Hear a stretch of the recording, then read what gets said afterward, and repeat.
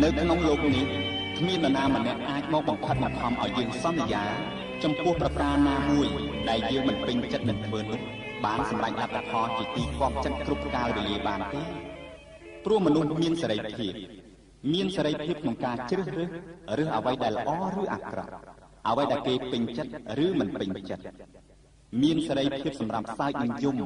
និងមានសេរីភាពចំពោះប្រការជាច្រើនផ្សេងទៀតប៉ុន្តែបើសិនជាគេបានស្ម័គ្រចិត្តថាសន្យាយ៉ាងពិតប្រាកដចំពោះនរណាម្នាក់ទៅហើយជាពិសេសបើពាក្យសន្យាចំពោះសេចក្តីស្នេហាដែលមានការស្រឡាញ់ដ៏លើសលប់គឺគេត្រូវតែខំប្រឹងរក្សាសន្យានោះឲ្យបានគត់មុតនិងទៀងទាត់ទោះបីសន្យាក្នុងក្តីសង្ឃឹមឬគ្មានសង្ឃឹមឬត្រូវដៀមនៅគំនរទុកកង្វល់យ៉ាងណាក៏ដោយក៏គេត្រូវរក្សាដល់ទីបំផុតដែរក៏ដូចជាពេលនេះអ្នកនិពន្ធស៊ីវសុនរបស់យើងបានផ្ញើនូវពាក្យសន្យាក្នុងរលកមនោសញ្ចេតនាដ៏រំជើបរំជួល